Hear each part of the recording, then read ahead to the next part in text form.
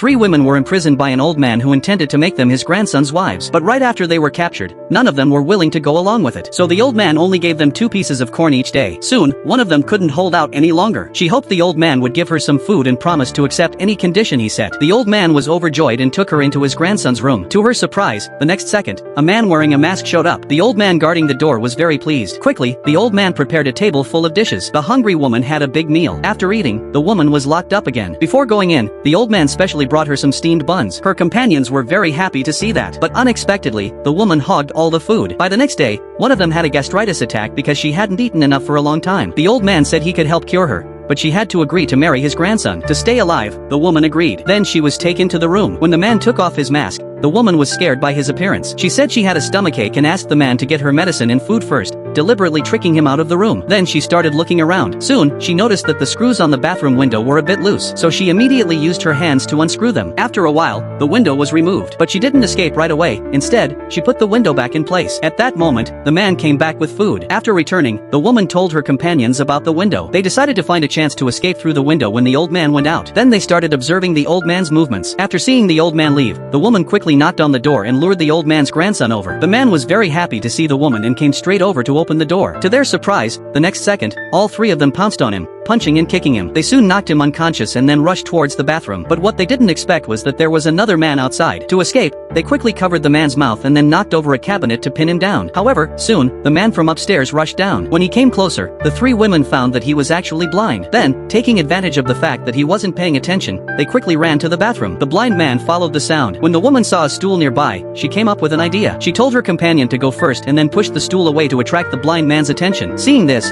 the woman immediately rushed over to remove the window. With the help of her companion, the woman successfully escaped. Unexpectedly, after climbing out of the small, dark room, she just ran off on her own.